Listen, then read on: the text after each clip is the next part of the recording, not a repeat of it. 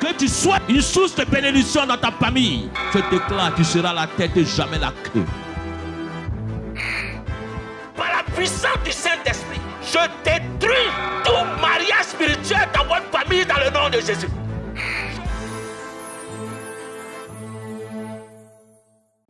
Que le nom du Seigneur soit béni.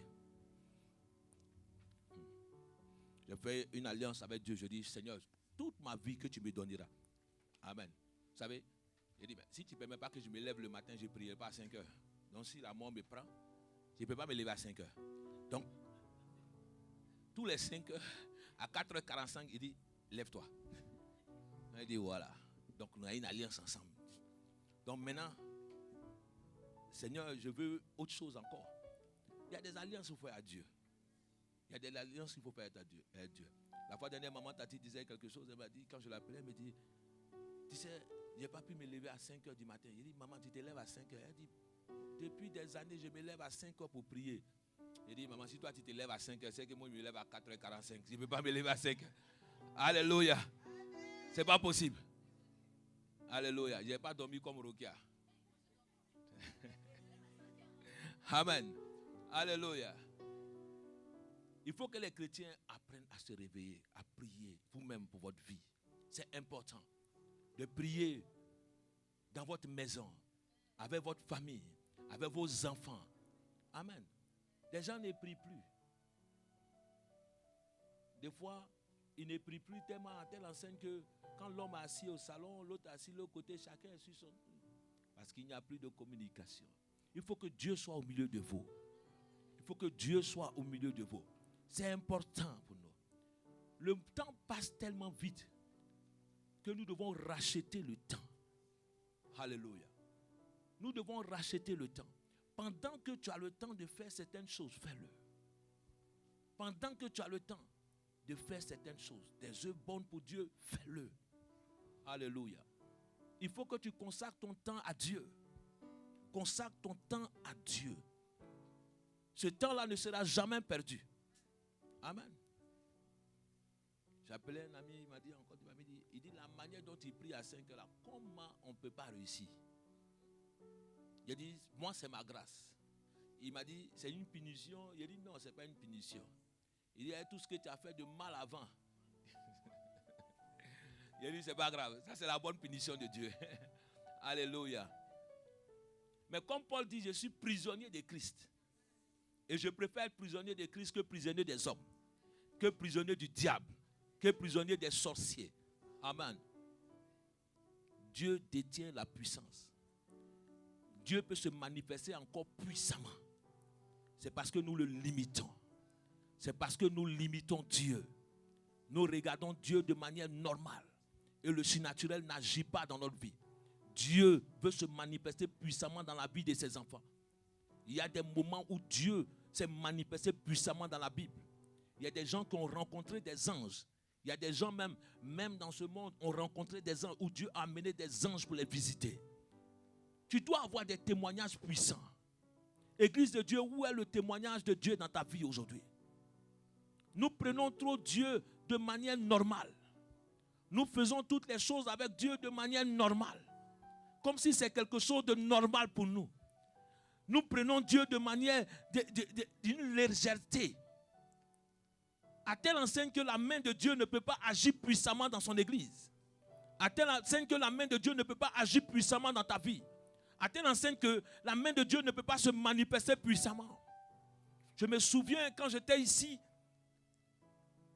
un homme même, qui était à l'église avec nous,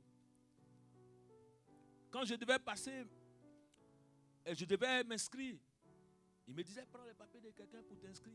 Il a dit, mais le diplôme sera à quel nom?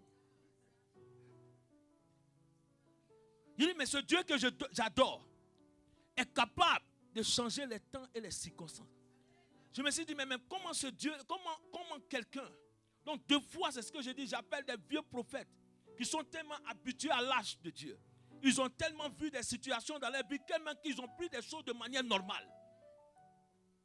Dieu est capable de changer des choses, d'étonner des personnes. Vous savez ce que je faisais? Chaque jour, moi j'allais à l'église. Chaque jour. Je n'avais pas d'endroit à dormir. Mais j'allais à l'église pour dormir. Mais quand j'arrivais, je n'arrivais pas à dormir parce qu'il y avait des gens qui se trouvaient à l'église. Ici en France. Parce que où j'habitais, on était au moins 6 ou 9. Il y avait 6, 3 ici, 3 en bas, 3 à l'autre côté. Ça fait 9. Donc sur le lit, il y a 2 personnes qui dorment la tête comme ça. Et puis l'autre dort la tête de l'autre côté au milieu. Donc quand tu dors, l'autre dit, hey, ton auteuil là, il ne met pas dans ma bouche. Donc quand tu rentres pas tôt, il y a un autre qui était venu, lui-même là, on ne sait pas où il est quitté, mais il est venu, donc c'était un intrus. Donc s'il vient, à 18h déjà, tout le monde est positionné dans les draps. Donc si toi tu descends tard, c'est-à-dire qu'ils sont déjà à leur place. Donc la chaise qui est là, c'est là que tu dors. Donc j'étais obligé d'aller à l'église 2 fois aller dormir. Mais quand tu arrives à l'église, il y a des personnes, parce qu'on m'avait donné les clés de l'église. Mais quand il y a des gens qui sont là, qui sont en train de... Donc je suis obligé de prier. Mais pourtant, il était venu pour dormir. Non, j'ai demandé, Deacon, what happened? I said, no, I come to pray. Il dit, brother, you like to pray? Oh? Il dit, yes. Mais pourtant, il y a sommeil. Mais j'ai prié. Il dit, mais vous ne partez pas. Ils sont là. Ils ne peuvent pas partir. Mais Dieu m'a formé comme ça. À 5 heures, j'ai commencé, j'ai prié jusqu'à quand j'ai terminé, vers 2h, 3h, 4h. Quand les gens disent, après tu dois retourner au travail. Tu reviens encore. C'est la même chose. Mais Dieu savait qu'un jour, toutes les prières que tu fais aujourd'hui vont porter un jour. Il savait qu'un jour, qu'il allait faire quelque chose. C'est pour cela que je t'encourage, enfant de Dieu, à prier, à aimer la prière. La prière est la seule chose qui peut changer ta vie. Les plans ne changeront pas ta vie. Les plans ne changeront rien. Tu peux pleurer devant les hommes. Ils se moqueront de toi. Ils vont rire de toi. J'ai vu même dans la maison de Dieu que ce ne sont pas des chrétiens qui peuvent t'aider. Mais Dieu a suscité même des gens qui étaient étrangers pour m'aider. Des chrétiens ne m'ont pas hébergé. Même un pasteur ne m'a pas hébergé. Donc si je te dis quelque chose, mais cela n'empêche pas de faire l'œuvre de Dieu. Cela ne t'empêche pas de faire l'œuvre de Dieu. Il y a des moments où Dieu te forme. Et que toute situation, toute circonstance, Dieu te forme pour t'amener dans une destinée. Mais quand tu ne connais pas la destinée dans laquelle tu dois être, tu vas t'attarder sur des choses qui vont retarder ta vie. C'est pour cela, Paul dit, je cours en regardant, en forçant, parce que je sais celui qui m'a appelé pour remporter le prix de la vocation céleste. Il y a une vocation que Dieu t'a donnée. Il y a quelque chose. Tu es quelque chose, tu es quelqu'un qui a du prix aux yeux de Dieu. Enfant de Dieu, tu as du prix aux yeux de Dieu. Dis à ton frère, tu as du prix aux yeux de Dieu. Alléluia. Maman Belle, viens, on va lire un passage ce matin. Sinon, ils vont dire, je suis venu faire le culte de ma personne. Viens lire. Je suis venu te rendre un témoignage simplement. Et te dire ce que tu vas honorer va te bénir. La discipline doit être dans ta vie. Un homme qui n'est pas discipliné ne peut pas réussir. Discipliné dans toute sa vie. Les Anglais disent, tu fais ta to-do list. Un homme ne se lève pas n'importe comment le matin. Il ne sait pas ce qu'il doit faire. C'est Satan qui se promène. Alléluia. Quand je me lève, je sais ce que je dois faire. Dans ma journée, j'ai un agenda. Et tu sais ce que tu dois faire. C'est pour cela que des personnes, des fois, qui se lèvent et puis on n'est pas là pour rendre visite de manière imprévue. Non. Tu as un programme dans ta vie. Mon frère est venu me trouver ici, le bishop, il dit, non, toi tu es devenu blanc. Il ne dit pas devenu blanc. Tu ne viens pas chez moi comme ça. Même dans mes bureaux, même quand tu viens, même, il dit, est-ce qu'il y a un rendez-vous avec toi? Parce que tu ne sais pas ce que est-ce que tu penses à ce que moi je suis en train de faire? Parce que le temps que je vais prendre pour te donner, c'est que moi je vais laisser quelque chose. Alléluia. C'est parce que nous ne faisons pas cette discipline-là que nous avons beaucoup de retard dans notre vie. Des fois nous pensons, non. On ne se lève pas pour le matin comme ça, tu viens chez des gens et puis tu sonnes. Alors que tu avais programmé peut-être faire quelque chose avec ta famille. Tu avais programmé faire quelque chose avec un non, comme il est là. Alléluia. Amen. Soyez disciplinés. Dis à ton frère, sois discipliné. Sois discipliné. Alléluia. Donc quand tu vas quelque part, il faut être discipliné.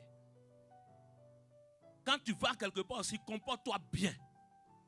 Sois discipliné. Amen. Exode 20, verset 8. Exode 20, verset 8. Alléluia. Je lis la parole de Dieu. Exode 20, verset 8. Souviens-toi du jour du repos pour le sacrifier, pour le sanctifier. Je continue, papa. Continue.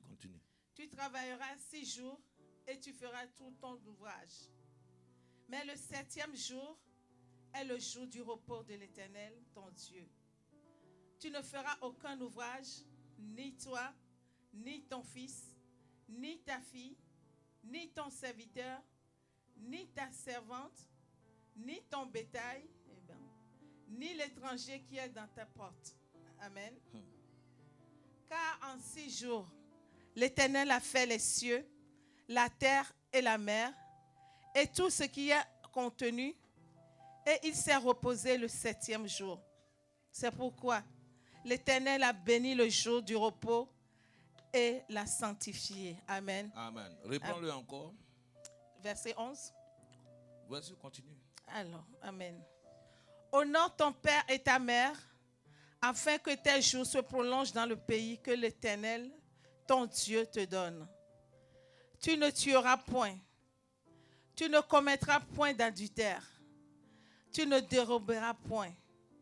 Tu ne porteras point de faux témoignages contre ton prochain. Amen. Deutéronome 5, verset 12 à 14 aussi. Deutéronome 5, 12. À 14. 12 à 14. La parole de Dieu nous dit ceci. Deutéronome 5, verset 12 à 14. Observe le jour du repos pour le sanctifier, comme l'Éternel ton Dieu te l'a ordonné. Tu travailleras 6 jours et tu feras tout ton ouvrage. Mais le 7e jour est le jour du repos de l'Éternel ton Dieu. Tu ne feras aucun ouvrage, ni toi, ni ton fils, ni ta fille, ni ton serviteur, ni ta servante, ni ton bœuf, ni ton âme, ni aucune de tes bêtes, ni l'étranger qui est dans tes portes, afin que ton serviteur et ta servante se reposent comme toi. Amen. Amen. Amen. Est-ce que tu peux lire aussi Luc 13, verset 10 à 17? Luc 13, 10 à 17. Je lis la parole de Dieu. Garde-le, on va le lire après. Okay. Garde-le. On va le lire après. Que le Amen. Seigneur soit béni. Père, je prie, éternel Dieu, je remets ta parole en tes mains. Que ta puissance et ta gloire, éternel Dieu d'Abraham, soient élevées et que ton nom soit béni. Seigneur, je te dis merci. Je veux te rendre la gloire pour toutes choses. Je bénis ton Saint-Nom. Enseigne-nous, parle-nous, bénis-nous par ta parole. Sois béni. Amen. Alléluia. Que le nom du Seigneur soit béni. Dis à ton frère, respecte le sabbat. Répète-lui encore, respecte le sabbat. Alléluia. Et c'est que les étudiants d'études bibliques, ils savent que Exode se trouve dans le livre, dans les 5 livres de quoi? De l'Ancien Testament qu'on appelle la loi, la Torah. Amen. Et que l'auteur de ce livre, c'est Moïse. Amen. Que Dieu bénisse, on acclame le Seigneur pour eux. Pour la sœur, c'est la sœur Dani. Que Dieu soit béni. Amen. Alléluia. Donc Moïse qui a écrit les livres de la Genèse, mais pourtant il n'a pas vécu la Genèse. C'est pour cela que la Bible est une révélation. Elle est une révélation.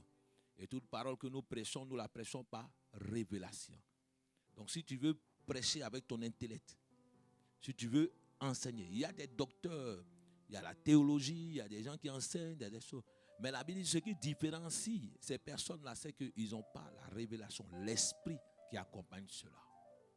Donc sinon, tu peux lire le livre tu peux lire la Bible comme tout le monde, mais sans comprendre la profondeur de la parole de Dieu.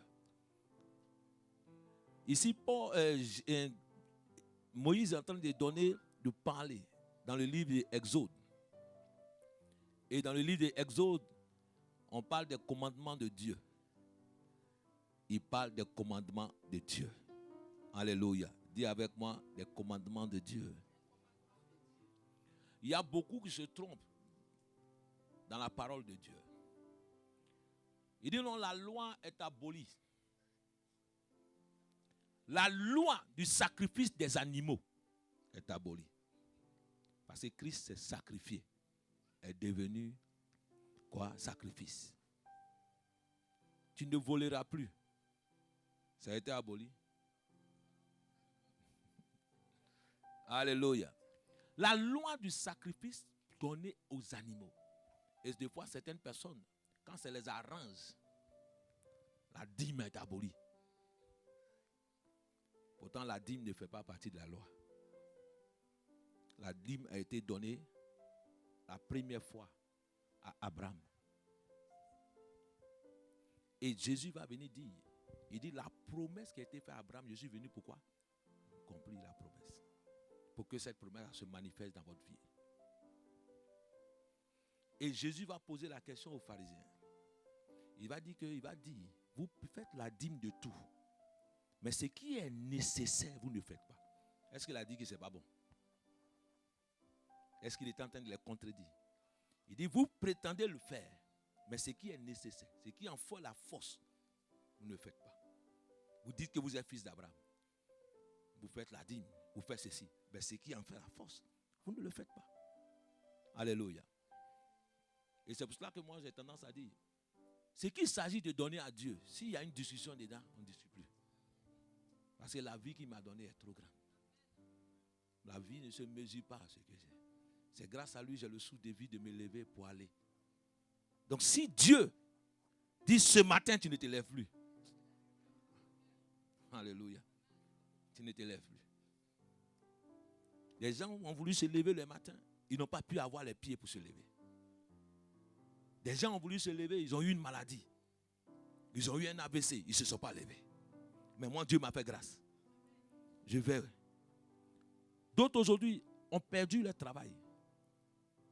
Mais toi, Dieu a permis que toi, tu gardes. Quelqu'un m'a appelé une fois. Il m'a dit, pendant la crise là, je ne sais pas comment tu fais. Il a dit, moi, je n'ai pas de crise chez moi. Mais je n'ai pas compris que c'est une grâce. Parce qu'il y a une alliance avec Dieu. Il y a quelque chose avec Dieu. Et que, il a dit, Seigneur, tu sais que cet argent, je l'utilise pour faire ton œuvre. Pour bénir des personnes. Donc, le Seigneur sait qu'il y a sa part dedans. Donc, il ne peut pas me la retirer. S'il me retire cela, nous donne à plus de part. Qui va oublier son gay? Alléluia. Il parle en français ivoirien. Amen. Alléluia. Donc, Dieu sait qu'il a sa part. Et c'est la même chose que Anne va faire. Anne va dire, toi Dieu, tu n'as plus de sacrificateur. Si tu me donnes cet enfant, je vais te donner cet enfant. Je vais l'amener à toi. Je vais le consacrer à toi. Mais Seigneur, tu me donnes cette entreprise, il y a ta part. Une de mes partenaires m'a appelé, m'a dit, mais comment on doit faire pour la dîme de l'entreprise? Il dit, tu sais qu'il faut payer. Je vous raconte des témoignages qui sont. J'avais quelqu'un, c'était mon cousin.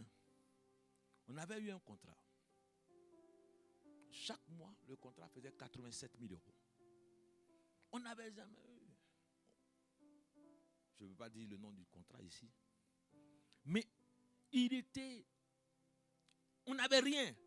Mais quand on a eu le contrat, il dit, il faut que le premier contrat, qu'on donne la dîme, qu'on paye l'autre part. Quand il a regardé, my goodness, il va diviser, il va prendre la partie là pour donner. C'est-à-dire que toutes les dettes qu'il a eues dans le passé, il faut qu'il rembourse en même temps. Mais si tu n'as pas eu, comment on allait faire? Mais Dieu, des fois, il te donne un peu seulement. C'est ce qu'on appelle des Ismaël, des en attendant. Vous savez, au pays, il y avait des tapettes, on pique dedans avec des trucs là. Ceux qui connaissent au pays, il y a des tapettes, ils marchent jusqu'à quand il y a trou dedans. On appelle ça en attendant, le temps que Dieu te bénisse pour que quelque chose change dans ta vie. Mais Ismaël, c'est en attendant. Mais le problème, c'est que quand nous avons des en attendants, nous croyons que c'est la bénédiction, la vraie bénédiction. Il y a des Isaac qui doivent arriver.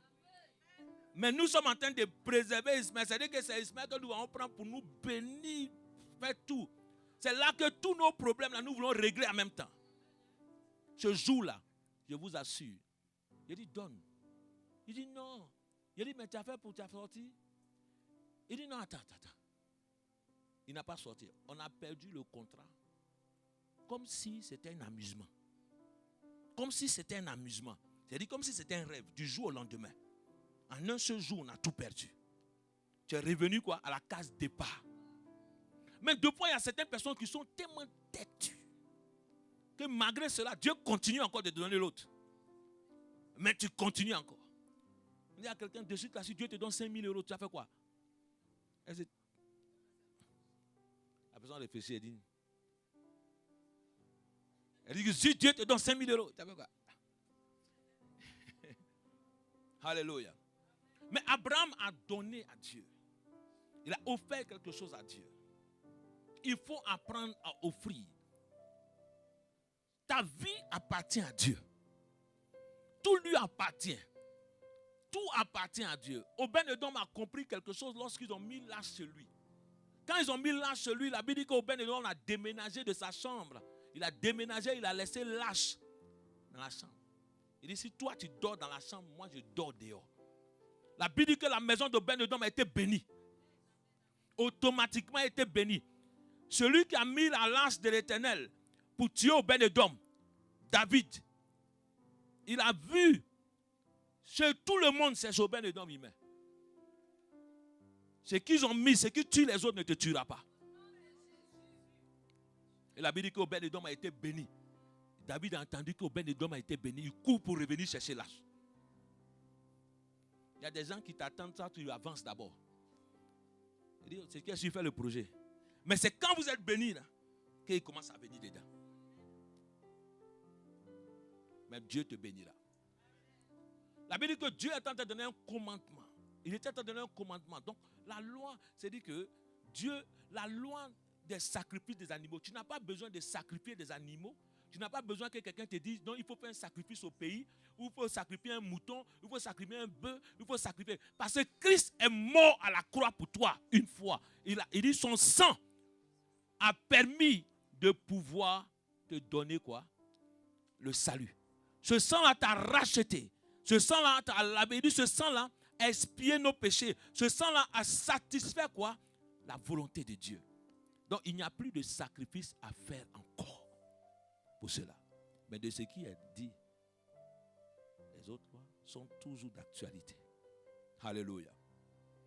La Bible parle ici, il dit tu honoreras quoi? Le sabbat, le jour du repos.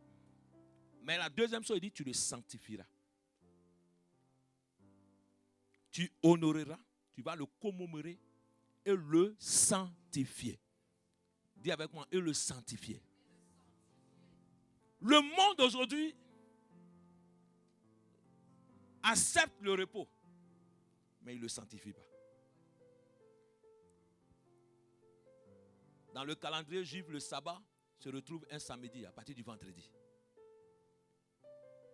Mais pour les chrétiens aujourd'hui, on nous a donné que ça soit le dimanche, le 7e jour, Dieu s'est reposé. Le repos est quelque chose de bien pour toi-même.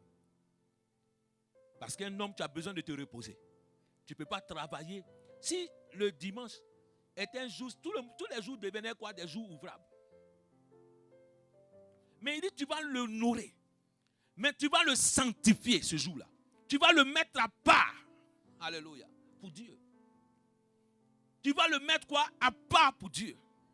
Tu vas le mettre à part pour faire quoi? Pour ne rien faire ce jour-là. Pour que ce jour-là soit sanctifié. Pour que ce jour-là soit honoré de tous. Il dit même tes fils, tes filles, toute ta maison, toute ta famille, tes bœufs, tes brebis ne feront rien ce jour-là. Car ce jour-là sera mis à part pour Dieu. Mais est-ce que nous, il dit tous ceux qui résident sur ton toit doivent honorer le sabbat. Mais est-ce que toi tu honores le sabbat réellement? Est-ce que tu honores le sabbat? Dans le livre de Deutéronome qu'elle a lu, il dit tu te souviendras du jour de la délivrance que Dieu a fait pour toi en Égypte. Donc ce jour-là, tu dois te souvenir, ce jour-là, tu dois venir adorer Dieu pour savoir que Jésus est mort à la croix, Jésus t'a libéré et c'est ce jour-là que Dieu veut que vous vous mettiez ensemble pour adorer Dieu. Il dit dans la parole que ce sera une convocation éternelle pour toute l'assemblée. Donc ce n'est pas, c'est que toute l'assemblée doit venir ce jour-là pour faire quoi? Pour adorer Dieu. Donc une personne, des gens aujourd'hui ne veulent pas que nous honorons le sabbat. Nous le sanctifions. Aujourd'hui, des gens trouvent que le monde même te donne le repos. Mais si c'est pour aller adorer Dieu, ils n'acceptent pas. Si c'est pour aller louer Dieu, ils n'acceptent pas. Eux tous, ils prennent le repos le dimanche. Moi, mon club, ils ont choisi de faire le dimanche l'entraînement. J'ai dit, je ne peux pas le faire. J'ai dit, pourquoi on ne mettait pas le samedi? Je ne peux pas venir le faire. Il dit, ah oui, on sait que toi, tu ne peux pas. Parce que ce jour-là, c'est un jour sanctifié pour le Seigneur, pour moi. Je dois apprendre à des personnes à respecter ce jour-là dans ta vie. Croyant que le sabbat, c'est simplement fait pour toi, écoutez, tu te reposes à la maison. Que Dieu t'a donné ça pour te reposer à la maison. Il dit, c'est ce jour-là que je bénis. J'ai béni ce jour-là. Quand il dit dans Genèse, il dit, Dieu a béni ce jour. Dieu a fait quoi? A béni ce jour. Mais est-ce que toi, tu honores réellement le sabbat? Est-ce que toi, tu respectes réellement le sabbat? Respecter le sabbat, c'est que ce jour saint-là, tu dois t'empresser pour venir. Tu dois t'empresser pour venir. La manière dont tu prends les pas pour venir, tu dois t'empresser parce que ce Dieu-là est trop saint. Donc toi, Dieu te convoque et puis lui, il t'attend. Alléluia. Un homme t'attend pour l'entretien. Il te donne rendez-vous à 14h. Et toi, tu viens à 15h30, 45. La personne en même temps ne te reçoit plus dans son bureau. Ton banquier te donne rendez-vous même à 15h15, il a fini. Il dit, après 15 minutes de retard, c'est fini. Quand tu accuses un retard de 15 minutes, on peut comprendre. Mais après 20 minutes, vous allez voir qu'il a déjà pris un autre rendez-vous. Mais comment nous voyons Dieu? Comment nous honorons Dieu? Il dit, toi et tes fils. Donc ça veut dire que tu dois instruire tes enfants. Je vais t'introduire le message pour que tu comprennes quelque chose. Et de savoir les bénéfices du sabbat. De ce qu'il va apporter dans ta vie. Tes enfants qui te suivent ne regardent que ce que tu fais. Je ne suis que le modèle pour mes enfants. Un enfant n'a pas de choix. Non, vous n'avez pas compris. Je vais vous répéter cela. Pour que vous compreniez. L'enfant dans ma maison n'a pas ton choix. C'est lui qui choisit la nourriture qu'il doit manger. Alléluia. J'ai regardé la télé et j'ai vu des personnes dire l'enfant maintenant demande parce que lui, il ne se sent plus bien en tant qu'homme. Et donc, moi, je l'accompagne. Je l'accompagne dans une bêtise pour que l'enfant change Et moi, je prends mon argent. Quel choix l'enfant a? Et non, c'est l'enfant. Pourtant, la loi dit à partir de 18 ans même. Quand l'enfant arrive à prendre, pourquoi on dit à 18 ans, à un certain âge adolescent, que tu prends des décisions maintenant? Parce qu'il y a certaines décisions qu'un enfant prend dès le bas âge, qui n'est pas sans pas mûri. Il y a des choses que tu fais quand tu es petit, tu penses que c'est bien. Mais tu vois qu'à un moment donné, quand tu vas à l'école, tu penses que c'est à ta mère que tu fais du mal. Tu penses que c'est à tes parents. Moi, quand on me disait, va à l'école, c'est que tu t'en fous. Mais c'est au moment où tu comprends, arrivé à un certain moment, tu vois que, hey, l'école que je faisais là, c'était pour mon bien.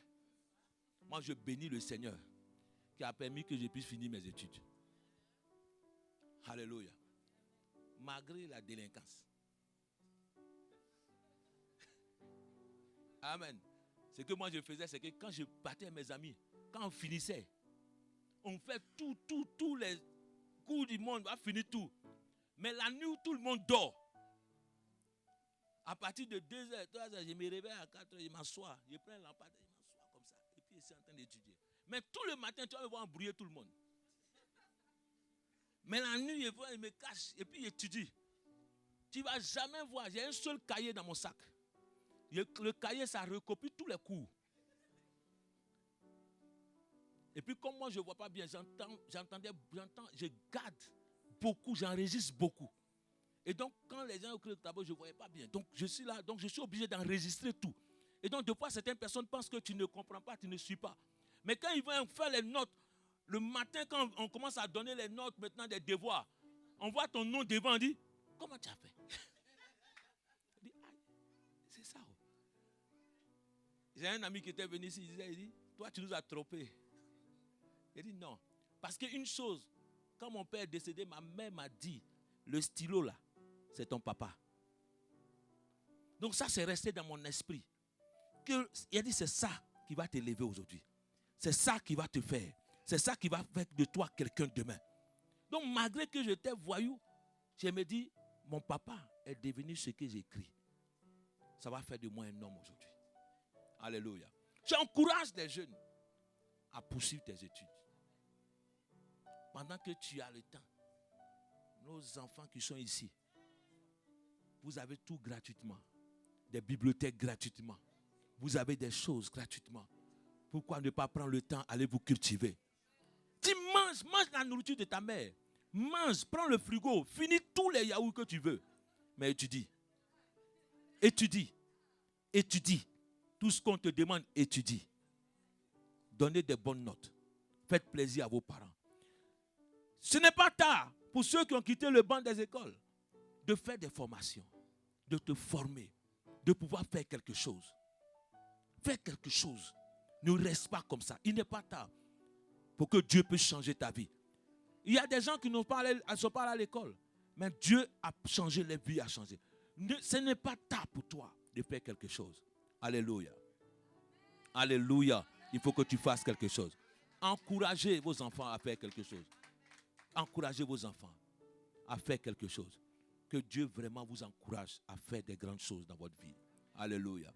Il faut que tu respectes le sabbat. Il faut que tu honores, tu sanctifies le sabbat.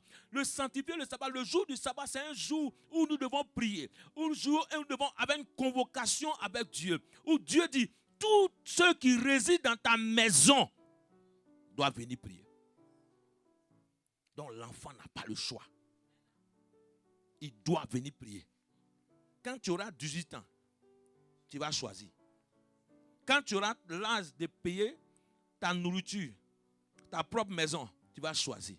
Mais tant que tu es dans mon toit, tu ne choisis pas. C'est parce que nous avons trop laissé de liberté à nos enfants.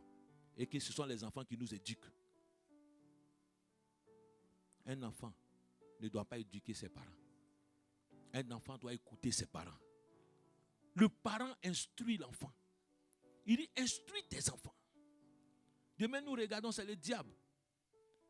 Parce que tu as mal instruit tes enfants aussi.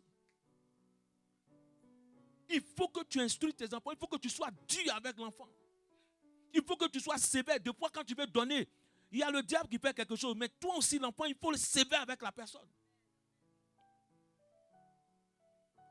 Vous savez, à un moment donné, moi, quand je sortais la nuit, je rentrais.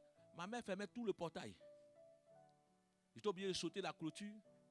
Et de toi, des fois, aller monter sur le toit. Parce qu'il y avait la dalle. Donc, pour dormir sur la dalle. Donc, ce que je fais le matin, tu vois, je jette des affaires sur la dalle. Et puis, je laisse là. Donc, j'attends jusqu'à quand je descends le matin. J'attends et c'est qu'à telle heure, ils vont descendre dans la cour.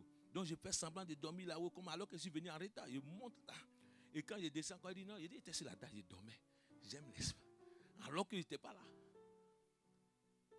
Une fois, je me souviens, ma grande soeur qui est décédée, je suis rentré à une heure tardive. Elle m'attendait, mes deux soeurs. Puis elle regarde, elle est chicote. Elle regarde ma grande soeur. Elle dit, il y a quoi? Elle dit, non. Donne ta main. Il dit, quoi? et je regarde ma soeur. Donc elle lance les chicotes, j'attrape les deux mains comme ça. Elle dit, elle est où là? Elle est dormie là. Elle dit, tu as grandi maintenant. Tu as grandi. Elle dit, ah. Elle dit, allez dormir là-bas. Mais tout ça, c'était pour notre bien. Pour ne pas que ta vie se détruise. Pour ne pas que ta vie se détruise. Et quand je regarde aujourd'hui, j'appelle ma mère, je dis, mais vraiment, tout ce que tu as fait, c'était pour mon bien. Je regardais comment j'allais détruire ma vie. Comment j'allais détruire ma vie aujourd'hui. Et chaque fois, c'est pour cela que je dis, tout ce que j'ai aujourd'hui, c'est grâce à Dieu. Donc pourquoi ne pas être reconnaissant? C'est pour cela le jour du sabbat, ce jour qui a été consacré, il dit ce jour-là, tu le mettras à part. Pour que tu honores le sabbat, bien-aimé, c'est que le samedi, tu dois faire tout ce que tu as à faire. Tu dois faire tout ce que tu as à faire le samedi. Amen. Tu dois faire tout ce que tu dois faire. Tout ce que tu dois faire, tu dois le faire. Tu ne peux pas dire, attendre le dimanche pour mettre toutes les choses à faire le dimanche. C'est le dimanche, tu veux tout faire tes petits travaux. Dans ce jour que Dieu t'a donné, nous le respectons, c'est-à-dire que nous acceptons le repos, mais nous ne le sanctifions pas. Le monde accepte le repos, mais le monde ne le sanctifie pas. Le monde n'accepte pas de sanctifier ce jour parce qu'il ne le consacre pas à Dieu. Il le consacre à autre chose. Mais toi, en tant qu'enfant de Dieu, c'est devant eux que tu dois sanctifier ce jour-là. Alléluia. Le dimanche, des personnes viennent te rendre visite.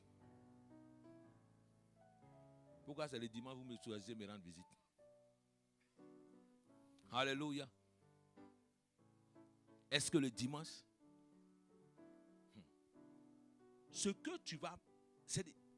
Quand des gens connaissent ta vie, vous savez, une des choses que moi je dis, pourquoi je dois me plier à vous? Pourquoi moi, vous ne devez pas vous plier à moi? Je partais deux fois dans les réunions de travail. Et chaque fois, on mettait un verre de vin devant moi. Et non, mais les prêtres aussi boivent quand même. J'ai dit, moi, je ne bois pas. Finalement, les gens disent, non, mais si tu faut pas, ils vont penser que toi, tu es différent de le contrat. Ils vont pas, ne donnez pas le contrat. À un moment donné, ils ont commencé à comprendre. Et chaque fois, quand j'arrive, il me dit, hey, lui, ne mettez rien devant lui. Mettez un verre de coca. Et il se moquait, il dit, c'est pas grave. Il dit, pour nous-mêmes, les sportifs, c'est mieux de ne pas prendre de l'alcool. Mais tu bois jusqu'à quand tu es ivre. Tu bois jusqu'à quand tu es ivre. Aïe. Et puis tu te lèves le matin. Tu as toutes les douleurs dans le corps. Tu as rêvé jusqu'après. Il y a des gens qui t'ont poursuivi dans la nuit. Et des mots t'ont poursuivi telle enseigne même que toi-même. Et depuis tes enfants, tu bois. Nous, avant, quand on était petits, quand nos parents, on partait se cacher pour aller prendre le vin pour boire. On plaçait se cacher, on buvait cela. Dis-moi quelle est la valeur ajoutée que ça t'apporte. Le sacrificateur était exempt d'alcool. La Bible dit qu'il ne devait pas boire pour aller offrir le sacrifice à Dieu. La Bible dit que Paul dit, vous êtes devenus quoi? une race élue, un sacerdoce royal. Vous êtes des sacrificateurs pour Christ. Donc la loi qui s'applique aux sacrificateurs automatiquement s'applique à vous. Maintenant, celui qui veut boire, tu bois. Arrivé à un moment donné, Dieu dit dans sa parole dans l'Apocalypse, il dit que celui qui pêche, pêche. Parce qu'à un moment, il est fatigué de vous parler. Vous savez, à un moment donné, quand un enfant, tu lui as parlé jusqu'à quand il ne comprend pas, tu dis, va. Les conséquences, bien aimés, là, quand même donne la maladie. Il y a un homme ici, un ami qui est décédé. Il était venu la première fois à l'église. Il m'a appelé, il m'a dit, je ne sais pas, je souffre. J'ai tous mes papiers, mais je ne travaille pas. Je vous ai raconté ce témoignage ici. Quand il est venu, il a dit, non, si je te donne l'argent pour payer ta maison, demain tu vas venir me demander. Viens qu'on prie. Il est venu. Quand je l'ai regardé, j'ai dit, il y a un oiseau qui est assis sur ta tête. Mais qui a le visage d'un homme. Et qui a mis les ailes sur ton visage. Chaque fois qu'il partait chercher du travail, vous savez ce qui se passait? On appelle la police contre lui. On dit, ce n'est pas tes papiers. Jusqu'à les policiers arrivent. À Carrefour, il allait chercher, le directeur a appelé la police. Et le directeur dit, ce n'est pas ses papiers. Et cet homme-là, cet ami-là, il a discuté. Et le policier est venu, il dit, mais monsieur, c'est ses papiers. Il dit, non, ce n'est pas ses papiers. On dit, mon chef, il faut aller chercher du travail ailleurs. Expliquez-moi comment ça peut se passer si ce n'est pas dans le spirituel seulement. Quand il est arrivé, j'ai dit, je vois cela sur toi. Qu'est-ce que tu veux que Dieu fasse à cet homme-là? Il dit qu'il meurt. Il dit, les anges de Dieu sont là. Hein? Il dit, oui, qu'il meurt. Je suis fatigué. 2 ans, 3 ans. Je ne travaille pas. Je suis en France. Ça me fatigue.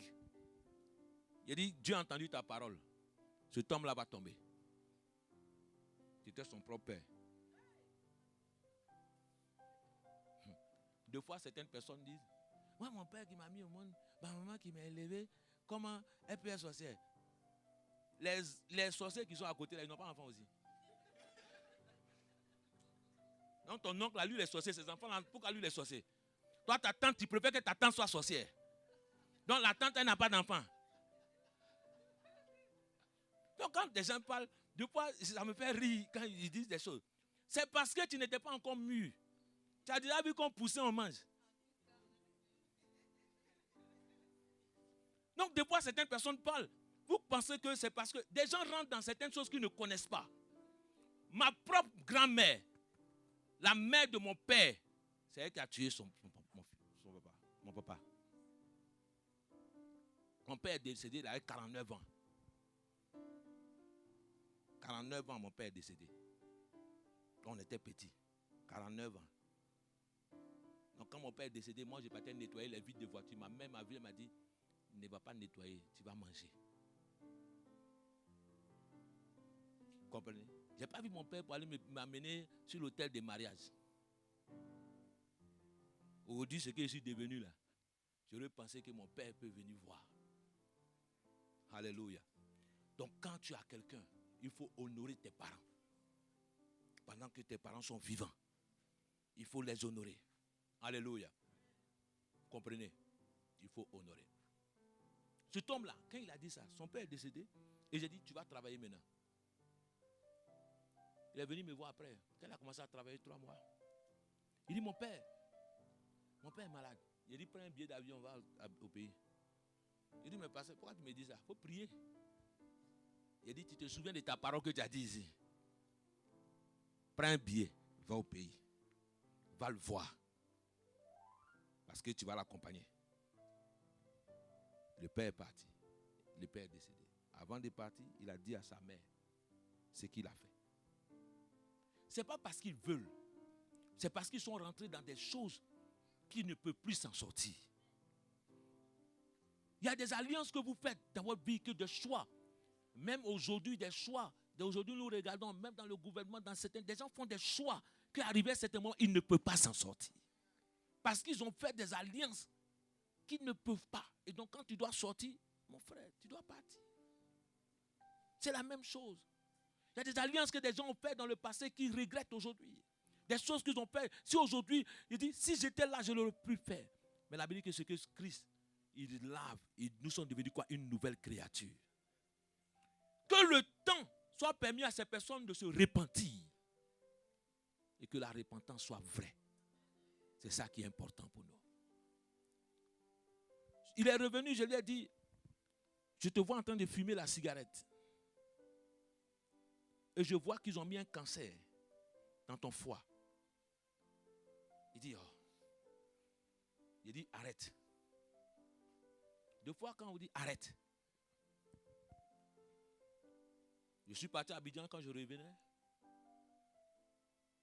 Il s'est marié. Il a voulu se marier. Il a dit, non, mais tu vas me faire mon mariage. J'ai dit, attends. Il m'a dit, non. J'ai dit, hey, tu n'es pas encore prêt. Parce que spirituellement, tu as besoin d'être élevé spirituellement d'abord. Vous savez, quand nous allons nous marier avec des personnes, ils ont l'alliance, ils ont une alliance.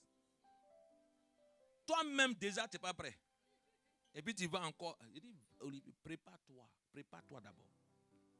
Même pas combien de mois. Quand sa femme m'a appelé, je l'ai appelé le jour où j'étais au bureau. Il me dit, non, au lieu de me dire qu'il était à l'hôpital, il ne m'a pas dit qu'il était à l'hôpital. Il est sorti simplement pour m'appeler. Il me dit, ah, je viens te voir, j'arrive. Hein. Dans j'arrive, retourner sur le lit, il est mort en même temps.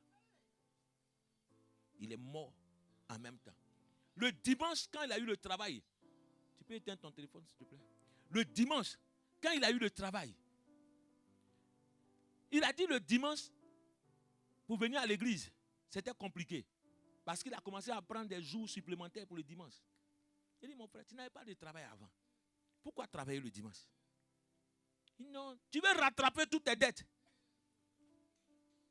C'est le dimanche là que toi, tu crois que tu vas avoir beaucoup d'argent.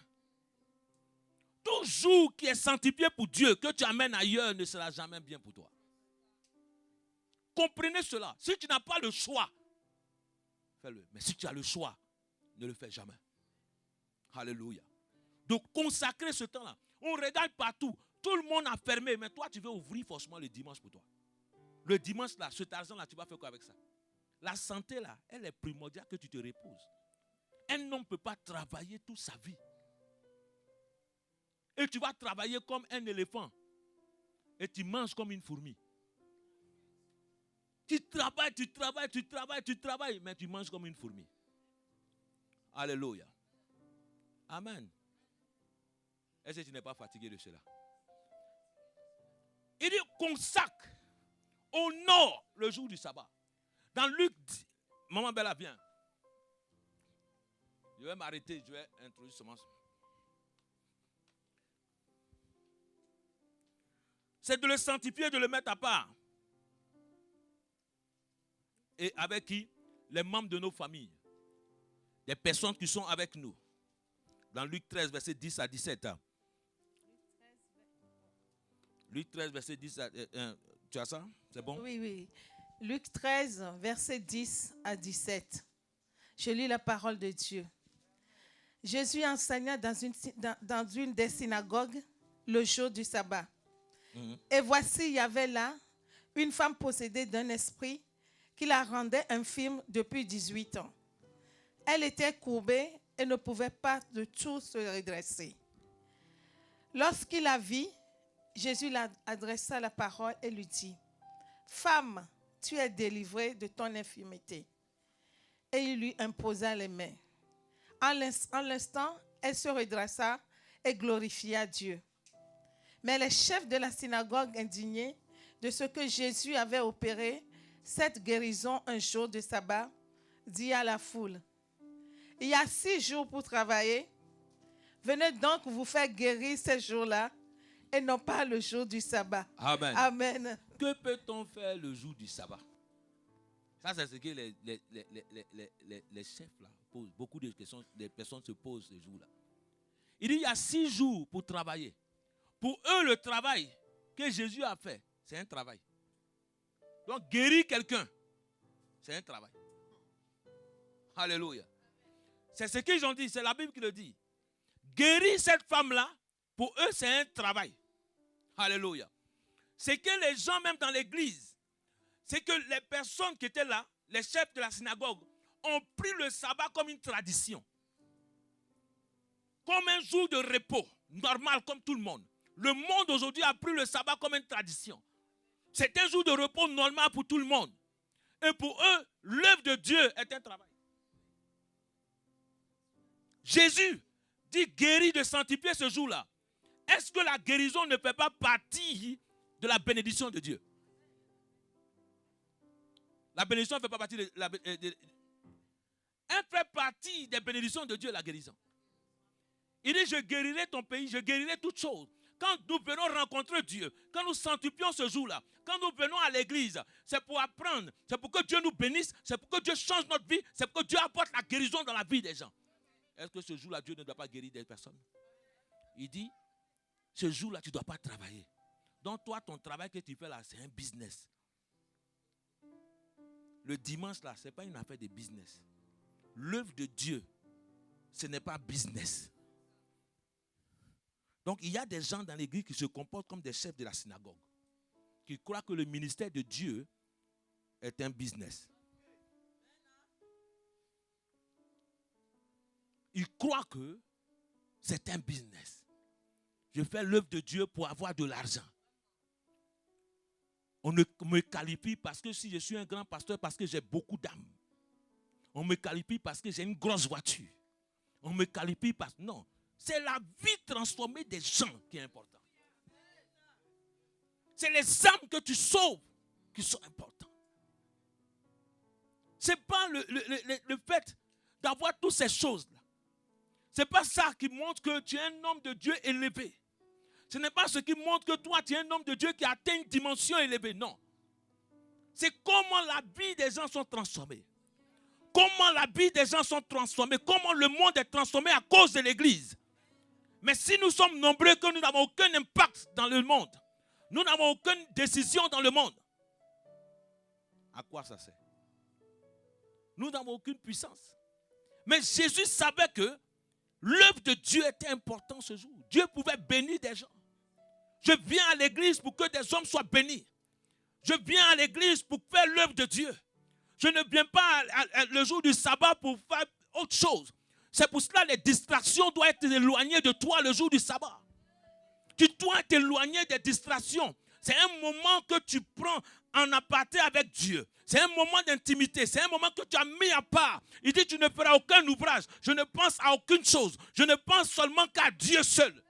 Ce jour-là, quand je viens à l'église, mon esprit est concentré sur Dieu. Donc déjà le samedi, je prépare mon esprit à pouvoir adorer Dieu. C'est un jour d'adoration, église de Dieu. C'est un jour qui est mis à part pour adorer Dieu. Est-ce que toi, tu viens à l'église pour adorer Dieu? Tu viens à l'église, tu es distrait? Ou tu es distrait, tu regardes à gauche, à droite. La parole même ne t'intéresse pas. Lorsque tu sors, on n'entend même pas. Si tu ne comprends pas, tu ne retiens même pas ce qu'on a dit de la parole de Dieu. Qu'est-ce que tu as retenu? Qu'est-ce que tu as cherché? Non, on était à l'église, on a dansé jusqu'à... Alléluia. Le jour du sabbat est un jour où je viens rencontrer mes frères. Je suis content de voir mon frère. Je suis content de voir ma soeur parce que c'est le jour que nous adorons Dieu ensemble. Nous élevons Dieu ensemble. Ce jour-là doit être sanctifié. Doit être mis à part dans ta vie pour Dieu. Est-ce que tu mets un jour de sabbat pour toi? Il faut que tu sanctifies ce jour-là. Ne viens pas à l'église n'importe comment. Attends-toi. Il dit, celui qui rencontre Dieu ne retourne pas de la même manière. Attends-toi à recevoir quelque chose de Dieu. Chaque fois que tu viens à l'église, attends-toi à recevoir quelque chose. Tu ne viens pas voir un homme. Tu ne viens pas voir chauffer les bancs. Tu ne veux pas chauffer les chaises. Attends-toi à recevoir quelque chose. Je suis venu pour faire quelque chose. Je viens dans l'église pour faire quelque chose. Ce jour du sabbat là. Donc eux se promènent avec les tenues. Des longues robes. Ils ont fait de ça une tradition pour eux. Et chaque dimanche, il faut qu'on les voit avec des longues robes. Avec les longues tenues. C'est-à-dire qu'il y a des habits même que si vous portez chez vous-même pour aller au travail, on va refuser. Mais c'est Dieu vous a amené ça. C'est-à-dire que Dieu il n'a qu'à accepter ça. Alléluia. Le jour du sabbat, le jour saint pour Dieu, tu dois te vêtir, tu dois montrer à Dieu que tu viens honorer un grand Dieu. Ne prends pas Dieu à la légère. Ne prends pas ce Dieu à la légère. Alléluia. Respecte ton Dieu dans tout ce que tu fais. Dans tes actes. Respecte ton Dieu. Il dit, vous êtes des ministres de Dieu. Dieu vous a établi comme quoi? Des ambassadeurs. Tu es une ambassadrice. Tu es un représentant de Dieu. Tu es une représentante de Dieu. Partout où tu pars, je suis un représentant de Dieu. Je suis là pour apporter la parole de Dieu. Est-ce que tu es ambassadeur ou ambassadrice de Dieu? Alléluia. Ce jour du sabbat là, voici des gens. Dieu est en train de guérir. Il dit, mais pourquoi Dieu guérit cette femme? Il y a une infirmité dans la vie de cette femme. Donc il faut attendre les jours de travail. Pour eux, l'œuvre de Dieu est un travail. L'œuvre de Dieu n'est pas un travail pour toi. Si l'œuvre de Dieu devient un travail, ça devient une charge pour toi. Est-ce que vous comprenez cela? L'œuvre de Dieu n'est pas un travail pour toi. Ce n'est pas parce que tu n'as pas réussi dans la vie que l'œuvre de Dieu doit être un... Alléluia. Ah. Ce n'est pas parce que tu n'as pas réussi ou la sécurité est trop dure ici que tu crois que l'œuvre de Dieu, ce n'est pas facile. Parce que si tu acceptes de servir Dieu, tu dois te lever pour prier pour des gens. Tu dois te lever pour jeûner pour des gens. C'est pour cela que je dis à ceux qui disent que moi, je veux servir Dieu, je veux travailler. Je ne veux pas te voir à Château Rouge. Je ne veux pas te voir te promener. Parce que tu dois être dans le temple. Un sacrificateur est toujours dans le temple. Dis à ton frère, le sacrificateur est toujours dans le temple. Donc, pasteur, va dans le temple. Alléluia. Que les hommes de Dieu restent dans le temple. Parce que qu'un homme de Dieu ne reste pas dans le temple, c'est qu'il se concentre sur les choses du monde. C'est pour cela que nous ne sommes pas puissants. C'est pour cela que nous ne sommes pas respectés. Parce que nous sommes sortis du temple. Il faut que les hommes de Dieu retournent dans le temple. Et lorsque nous retournerons dans le temple, nous serons comme des Moïse qui lèvent la main. Et quand Josué est sur le terrain, Josué est dans la vallée en train de se battre. Des Josué sont là. Et donc des Josué qui sont en train d'aller se battre.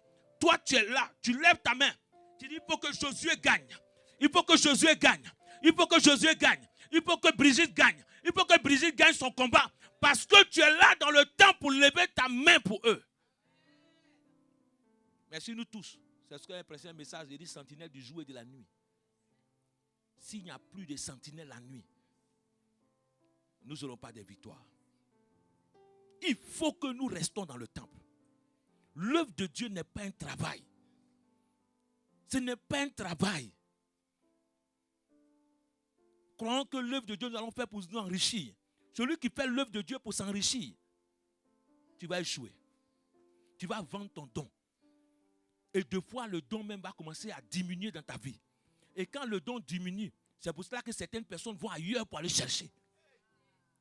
Parce que ils veulent forcément. Bien aimé, il y a une chose que vous devez comprendre. Dans le ministère prophétique, même dans la fondation, même dans les choses de l'église de Dieu. Ce que Dieu fait, c'est qu'il fait de vous des disciples. Donc vous devez être transformés. Ça ne m'intéresse pas que tu tombes tous les dimanches. Alléluia. Ça m'intéresse que ta vie soit transformée. Que demain tu puisses prêcher la parole. Que Francesca puisse prêcher la parole. Que demain elle puisse enseigner. Que Eden aussi puisse parler à l'école de dimanche. Donc ça m'intéresse cela.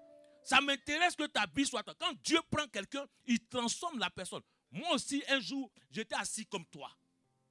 Donc si ma vie a changé, c'est que Dieu m'a pris et m'a transformé. C'est un leader, un bon leader, on le qualifie parce qu'il va apprendre à faire de toi un disciple. Parce que toi, tu seras transformé.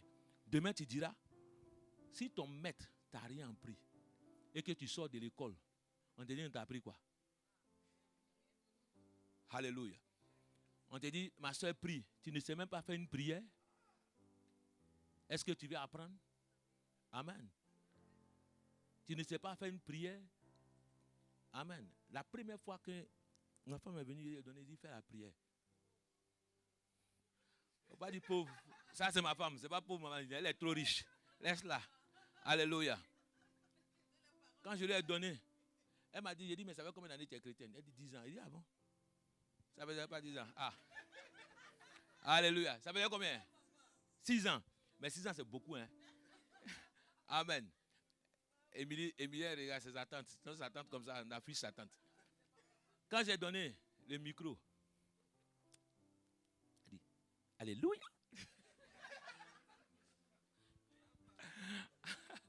Elle dit, my goodness. Elle dit, mais ce qui est bien, il y a des personnes qui cherchent à apprendre. Elle dit, donc moi je me suis dit, tu as fait 6 ans dans une église. Donc 6 ans dans une église, quand tu viens là, il y a des béabas que moi je ne peux plus. Je me dis, tu as déjà appris. Elle dit, quand je ne connais pas. Elle dit, ok, si tu ne connais pas, je vais te former. Je vais t'apprendre. Amen. Aujourd'hui, elle prêche. Amen. Parce que tu sens que tu as fait un travail. C'est la même chose qu'un homme vient auprès de toi, madame. Il doit faire un travail dans ta vie. Il doit faire un travail. Il dit, moi je regarde mon grand frère, il dit, quand il a appelé la première, il dit, non, ta femme est là, il dit, elle a enseigné. Il dit, CM2. Aujourd'hui, elle enseigne. Il a pris sa femme, il a éduqué, il a mis à l'école, il a fait passer l'examen. Il a passé l'examen, il a fait passer comme le brevet, bac, tout, jusqu'à ce que aujourd'hui elle-même elle enseigne. Il dit, mon frère, je te tiens un chapeau. Quand je vois mon grand frère, il dit, chapeau. Il s'appelle Gérard. Il vient avant moi. Il dit, vraiment, grand frère, tu es fort. Alléluia. Quand tu viens auprès de quelqu'un, tu aimes cette personne. Tu dois instruire cette personne. On n'est pas dans le fait de dire, dans le don que j'ai, bien aimé, dans le Seigneur, ce n'est pas que le don que j'ai, celui-là prophétise mieux que moi. Je ne suis pas là pour me comparer à toi. Le don que j'ai, c'est une grâce que Dieu m'a donnée. Une fois, mon ami Eric est venu me dire, non, mais comment tu fais pour voir là? Mais il m'a dit, il dit, Eric, tiens ma Bible. Il dit, prie. Il dit, mais comment tu fais? Mais c'est parce qu'il aime ton don. Ce que tu n'aimes pas ne va pas venir chez toi. Ce que tu n'aimes pas ne vient pas chez toi. Mais c'est parce que Dieu te donne ce don-là. Si vous êtes dans un ministère prophétique, Dieu doit ouvrir vos yeux. Est-ce que tu aimes le don que Dieu m'a donné? Amen. Quand j'ai dit, Docteur Glenn, j'aime ton don là. Comment tu fais pour écrire? Il m'a dit, c'est facile, tu vas écrire. Parce que j'avais envie d'écrire. Et j'ai dit, pour moi, c'était trop dur. Moi, j'étais quelqu'un, je prêche, je m'en vais. Non. Mais j'ai dit, non. Il dit, tu vas écrire. Il dit, mets ta tête, tu vas prier. Quand il a prié, aujourd'hui, je suis à mon 8e livre. Il dit, quand il m'appelle, il me dit, alors, ça va? Alors, tu as acheté ceci? Tu as acheté l'église? Tu as acheté la maison? Il y a des gens qui doivent te booster dans la vie. Il y a des gens qui doivent te lever dans ta vie. Qui croient en toi. Tu ne dois pas être jaloux de ton frère. Le jour du Seigneur, c'est un jour pour commémorer Dieu. Le jour du sabbat. Alléluia. Pour bénir le nom de Dieu. Donc ce jour-là doit être bénéfique pour chacun. Ce jour-là doit être élevé pour chacun. Ce jour-là doit être grand pour chacun. Alléluia. Il dit, qu'est-ce qu'on peut faire le jour du sabbat? On doit sanctifier, adorer Dieu. On doit louer Dieu. On doit se mettre à part pour Dieu. Quels sont les bénéfices que tu peux avoir le jour du sabbat? Ésaïe 58, verset 13 à 14. Les bénéfices du sabbat, ce que ça donne. Il dit, si tu retiens ton pied pendant le sabbat, pour ne pas faire ce qui te plaît durant mon saint jour, si tu considères le sabbat comme un plaisir, le jour saint de l'Éternel comme digne d'être honoré, et si tu l'honores en ne suivant pas tes voies habituelles, en ne suivant pas quoi? Tes voies habituelles, en ne cherchant pas à accomplir tes propres désirs, alors tu trouveras ton plaisir dans l'Éternel. Alors je te ferai monter sur les hauteurs du pays.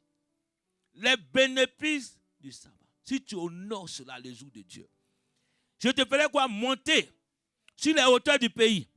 Et je te ferai jouir de l'héritage de ton ancêtre Jacob. Oui, c'est l'Éternel qui te l'affirme. Ésaïe 58, verset 13 à 14. Oui, c'est l'Éternel qui t'affirme. Si tu consacres ce jour-là, je te ferai jouir de l'héritage de ton ancêtre Jacob. Jacob a reçu l'héritage de qui? Abraham. Donc toi, si tu respectes cela, si tu honores ces jours-là, si tu consacres ce jour-là, Dieu va te bénir. Il faut que tu respectes ce jour-là. Il faut que tu mettes ce jour-là à part pour Dieu. Église de Dieu, respecte le sabbat.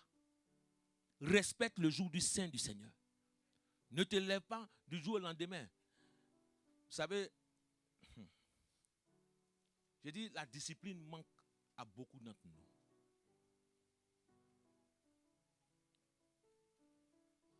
Ne viens pas à l'église par humeur. J'adore pas Dieu par humeur. Aujourd'hui, j'ai envie d'adorer, non. Aujourd'hui, là, dimanche, j'ai pas envie d'aller à l'église. Aujourd'hui, là même. Donc, Dieu, il n'a pas envie de te voir aujourd'hui même. Allez, c'est ton... Alléluia. Et quand ton chéri à la maison, il t'embête un peu, tu dis non. Toi, aujourd'hui, peut-être aujourd'hui, il n'a pas envie de t'attendre. J'ai envie de rester dans mon coin tranquille. Ça, c'est les femmes, ça. Deux fois, ils m'ont dit, reste dans mon coin tranquille. Reste dans ton coin. Donc, j'ai envie de... Donc, le jour du sabbat, toi, tu dis que la sainte convocation, il dit, tu convoqueras, dans Exode, tu convoqueras tout le peuple. Donc, Dieu t'a convoqué. C'est un jour de convocation solennelle. Donc, dis avec moi, c'est un jour de convocation. Alléluia. Donc, le dimanche, pour moi, c'est un jour de convocation avec Dieu. C'est pour cela que partout où je me trouve, je dois venir. Amen. Des fois, quand on prend nos vacances, on fait tout pour que le samedi, on puisse rentrer pour que le dimanche soit à l'église. Ce n'est pas parce que je suis devenu pasteur. Même quand j'étais dans l'église, en tant que fidèle, moi, quand je partais à l'église, je cours pour aller à l'église. Je suis pressé pour aller à l'église. Quand je suis pressé, je m'assois, je viens rapidement, je viens avant tout le monde. Il me dit, Dieu va passer là. Il dit, des anges vont passer. Donc si les anges doivent bénir, si Dieu a amené un message, mon frère, si ta bénédiction est venue à Dieu, je prends avant de partir. Et il dit, Seigneur, donne-moi. Parce que si tu es en retard, oui. Mais je venais vite. Et j'avais tellement envie de prêcher. Et donc quand les dirigeants arrivent en retard, je prends la Bible, j'attends, je prie pour qu'ils viennent par l'heure. Mais eux aussi, ils n'aiment pas venir à l'heure aussi des fois. Donc, ils viennent, ils attendent, tout ça.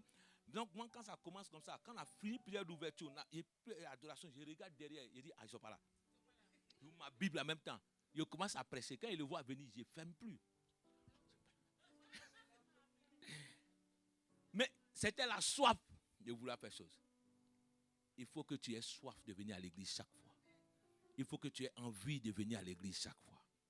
David dit, je suis heureux lorsqu'on me dit allons à la maison du Seigneur. Mais toi, quand on te dit allons à la maison du Seigneur, comment tu es? Tes pas mains sont en train de traîner. Non, pas les femmes. Il dit les pas sont en train de traîner. Alléluia. Vous savez, moi j'ai pris les lundis comme ça pour être avec le Seigneur. J'ai consacré les lundis, j'ai dit je ne bouge pas. Je ne conduis pas. Je ne touche pas ma voiture. Je ne fais rien. Je reste là pour jeûner et je prie. Et je reste à la maison simplement pour prier, pour prendre du temps avec le Seigneur. Et des fois, le diable, il sait ce qu'il fait. Des fois, il t'appelle ta mère. Ah, il y a un contrat qui est là. Il faut que tu viennes le lundi là.